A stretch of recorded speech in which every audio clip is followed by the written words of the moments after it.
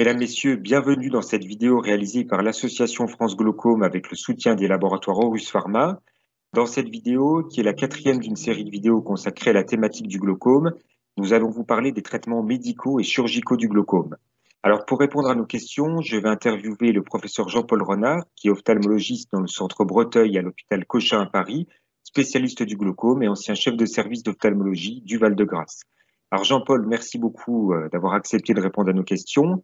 Alors, le traitement du glaucome à ce jour se limite à réduire la pression intraoculaire. Pourquoi se limite-t-on à réduire la pression intraoculaire et comment agissent les traitements qui réduisent cette pression intraoculaire? Bonsoir Florent, bonsoir à tous et merci pour cette invitation. Alors en fait, on sait très bien que le glaucome, c'est une neuropathie optique dégénérative qui est caractérisée par une dégénérescence des axones qui constituent le nerf optique. Nous savons que le nerf optique, c'est une émanation du cerveau, ce n'est pas du tout la même structure que les autres nerfs de l'organisme. Et l'atteinte des neurones du nerf optique va entraîner des altérations du champ visuel spécifique et une destruction au niveau de la couche des cellules ganglionnaires. Le glaucome est associé à un certain nombre de facteurs de risque. Et le facteur de risque le plus important est l'élévation de la pression intraoculaire, tout en sachant qu'il existe certains glaucomes sans élévation de la pression intraoculaire. C'est-à-dire que le traitement est basé essentiellement sur le contrôle et l'abaissement de cette pression intraoculaire. Pourquoi? Parce que même dans l'hypertonie oculaire, chez les patients qui présentent une hypertonie oculaire simple, sans glaucome, il est fondamental d'utiliser un traitement qui permet d'abaisser cette pression intraoculaire car il va permettre de diminuer le risque d'évolution vers un glaucome. Et dans le glaucome, il va réduire la progression, il va contrôler le glaucome et il va éviter une évolution dans la mesure du possible. Tout en sachant que l'intérêt de cette baisse de pression intraoculaire est fondamental. Elle va reposer sur une détermination pour chaque patient d'un niveau de pression cible à atteindre. Et cette pression cible à atteindre, eh bien, cela va dépendre de plusieurs facteurs que le médecin, le spécialiste, va devoir considérer chez un patient spécifique, à savoir l'âge du patient, des facteurs associés comme la vitesse de progression du glaucome ou d'autres facteurs associés comme d'autres facteurs de risque. C'est ainsi que, pour abaisser cette pression intraoculaire, on va disposer de traitements médicaux qui ont pour but soit d'abaisser la production de l'humeur aqueuse, qui est le liquide à l'intérieur du globe oculaire, ou de favoriser son évacuation.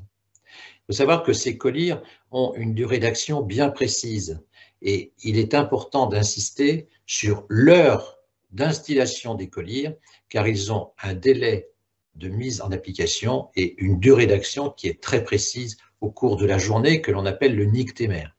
Donc, abaisser la pression intraoculaire, c'est le premier point. Utiliser à la fois ces traitements et le choix du traitement, en fait, parmi toute la catégorie de collyres dont nous disposons, il va dépendre d'un trépied décisionnel.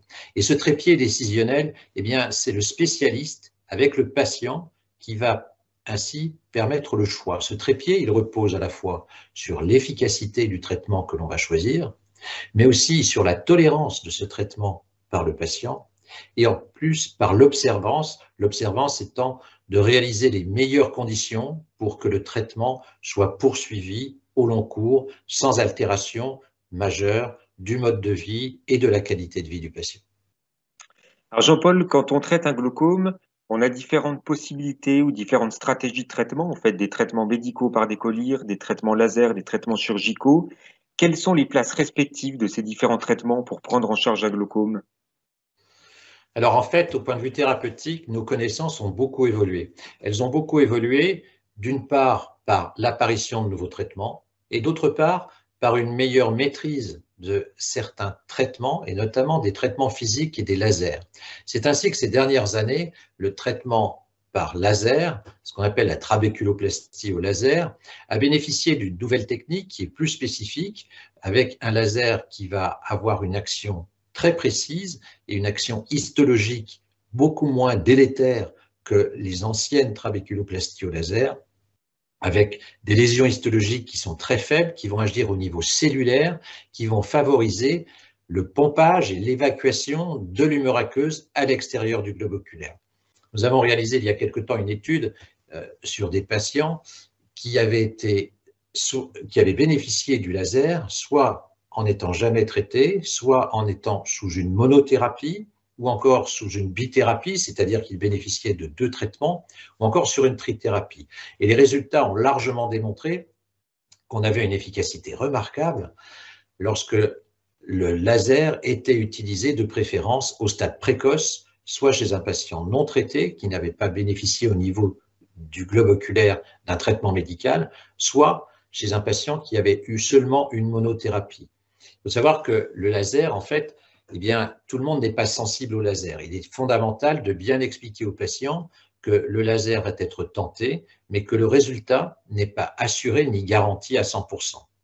D'où l'intérêt maintenant d'utiliser le laser à des stades plus précoces, et c'est ainsi que notre arsenal thérapeutique s'est modifié, que nous disposons à la fois du traitement médical, mais aussi du laser dans les stades précoces, et que la chirurgie interviendra dans un stade plus avancé de glaucome modéré ou de glaucome avancé. Il faut savoir également que l'avantage du laser va être d'épargner la surface oculaire, le globe oculaire d'un traitement local par collyre qui, on le sait, va avoir avec le temps un certain nombre d'effets plus ou moins indésirables et ainsi de préserver ce que nous appelons la surface oculaire. Donc, intérêt potentiel d'étudier dans tous les cas l'intérêt, le bénéfice, le risque d'utiliser un laser, puisqu'on va ainsi faire bénéficier de cette nouvelle thérapeutique. L'inconvénient, c'est qu'il faudra une vigilance étroite, car l'efficacité du laser eh bien, va être avec une durée variable d'un patient à un autre, qui peut être de 1 an à 3 ans, d'où la nécessité de poursuivre le contrôle avec son spécialiste, avec le glaucomatologue, pour éviter d'arriver à un stade d'évolution que l'on pourrait laisser passer inaperçu. Alors Jean-Paul, depuis quelques années, on parle beaucoup des nouvelles chirurgies micro-invasives du glaucome, et d'ailleurs ça suscite beaucoup d'intérêt de la part des patients qui peuvent y être candidats. Quels sont leurs intérêts par rapport aux techniques déjà existantes, et surtout, est-ce que ces techniques sont disponibles en France? Alors oui, c'est une très bonne question, merci. En fait, ces techniques sont appelées micro-invasives. Pourquoi? Parce qu'elles ne nécessitent pas un geste chirurgical avec des incisions très importantes. Alors, ces techniques, nous en disposons en France, tout à fait. Elles sont tout à fait disponibles dans ce qu'on appelle l'arsenal thérapeutique. Il faut savoir qu'il y a 2 grands types de techniques. Les techniques avec l'utilisation soit d'un implant intraoculaire, qui est un implant de drainage, ou alors l'utilisation d'une petite dérivation. Et donc, ces 2 types de techniques, avec les implants de drainage qu'on appelle par voie ab interno, c'est-à-dire par la voie intraoculaire, ou par voie, au contraire, ab externo, c'est-à-dire avec une incision au niveau de la surface du globe oculaire. Ces techniques, elles ont été développées pour essayer de réduire les risques d'une cicatrisation excessive chez certains patients qui étaient traités pendant longtemps. Elles donnent de bons résultats. Il faut savoir que leurs indications, en fait, pour l'instant, à l'état des connaissances actuelles, eh bien, sont réservées en général soit à une chirurgie associée à une chirurgie de la cataracte, et là, on obtient généralement une baisse de la pression intraoculaire de l'ordre de 20 à 23%, ou encore à titre et de façon isolée, où là, avec les techniques par implant, eh bien, on peut avoir une baisse pressionnelle de l'ordre de 25 à 30%. Mais la majorité de ces techniques sont utilisées de façon qu'on appelle combinée avec une chirurgie de la cataracte. Alors Jean-Paul, est-ce qu'on a d'autres traitements actuellement que ceux réduisant la PIO pour éviter l'évolution d'un glaucome? Et notamment, on a de la part de nos adhérents beaucoup de questions sur la citicoline, le ginkgo biloba, les compléments alimentaires et surtout le cannabis. Alors qu'en penser? Est-ce que ça peut être utile? Est-ce que c'est utilisé? Alors, ce sont des questions tout à fait justifiées qui sont très bonnes. Effectivement, le glaucome est une maladie neurodégénérative avec une parenté proche avec d'autres maladies neurodégénératives comme la maladie d'Alzheimer ou la maladie de Parkinson, puisqu'on a trouvé des marqueurs communs au niveau du globe oculaire, au niveau du vitré, avec la maladie d'Alzheimer. Alors, pour ce qui concerne certaines molécules neuroprotectrices, comme la citicoline ou le ginkgo biloba, eh bien, ces molécules ont fait l'objet d'études expérimentales in vitro, non pas chez l'homme, qui pourraient donner des espérances intéressantes. En revanche, on n'a pas démontré, il n'existe pas d'efficacité clinique démontrée de leur utilisation pour une protection au niveau du glaucome. Alors, d'autres possibilités vont concerner l'alimentation. L'alimentation, là encore, nous avions réalisé il y a quelques années une étude importante chez des glaucomateux et des patients présentés des hypertonies oculaires avec des nutritionnistes pour voir un petit peu quelles étaient les conditions et les meilleures conditions au niveau alimentaire. Eh bien, cette étude, sur plus de 300 sujets qui étaient appariés selon l'âge et le sexe, a permis de mettre en évidence qu'il y avait une diminution de la consommation des poissons gras chez les patients atteints d'un glaucome, poissons gras, c'est-à-dire sardines, maquereaux, saumon, avec une diminution de la consommation à moins d'une consommation par semaine. De même, une diminution de la consommation des noix. En résumé, je crois qu'il faut retenir aujourd'hui que l'utilisation des acides gras polyinsaturés et des oméga-3 semble présenter un intérêt, ce qui est relativement logique puisque ces éléments sont donnés comme protecteurs vasculaires et nous savons très bien qu'il y a des facteurs vasculaires dans le glaucome. En revanche, eh bien, on retiendra que pour ce qui concerne les antioxydants, à la date d'aujourd'hui, les résultats des études sont variés et on ne peut pas affirmer de façon certaine qu'ils présentent un intérêt.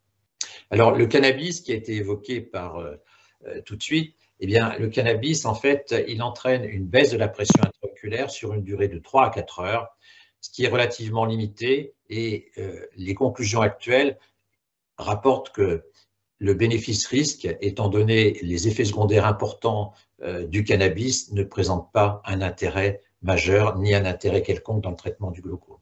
On peut retenir quelques éléments sur le mode de vie peut-être. L'utilisation du café. Le café entraîne une baisse de la pression intraoculaire sur 1 à 2 heures. Donc, on recommande de ne pas consommer plus de 5 tasses de café par jour. Peut-être aussi au niveau de la posture, on peut rajouter 2-3 éléments. On sait que la position allongée lors de la nuit entraîne une augmentation de la pression intraoculaire, en particulier lorsque les sujets dorment sur le côté, avec une élévation de la pression intraoculaire plus importante au niveau de l'œil qui est du côté du matelas. Et on a démontré l'intérêt de relever de 30 degrés à la fois par un oreiller avec une moindre élévation de la pression intraoculaire dans ces cas-là, avec une surélévation de la position de la tête de 30 degrés. Enfin, peut-être certaines positions sont plutôt déconseillées, comme dans le yoga, l'exercice du yoga, toutes les positions avec une position de la tête en bas entraînent une élévation de la pression intraoculaire. Plusieurs études ont rapporté cette élévation de la pression intraoculaire sur une durée de 1 à 2 minutes. Donc, déconseiller tout ce type de position. Voilà ce que l'on peut dire peut-être sur le mode de vie et sur les autres traitements, entre guillemets, de la neuropathie glaucomateuse. Jean-Paul, une dernière question qui est fréquente évidemment de la part des patients, notamment qui ont un glaucome évolué. Est-ce que le glaucome reste à ce jour une maladie irréversible ou est-ce qu'on peut régénérer le nerf optique et restaurer la fonction visuelle des patients glaucomateux? Alors, le glaucome, on l'a vu, c'est une maladie dégénérative, neurodégénérative, et comme je l'ai dit en introduction, la constitution du globe oculaire et du nerf optique est particulière puisqu'elle est constituée, comme l'encéphale, d'axones centraux. Et cette atteinte, comme au niveau de l'encéphale, comme au niveau du cerveau, eh bien, lorsqu'il existe une atteinte, on sait très bien qu'il n'y a pas de régénération au niveau des cellules neuronales initiales. Alors, on sait d'autre part que l'évolution est très progressive, que l'on peut la contrôler et que l'on peut mettre en évidence une progression lente.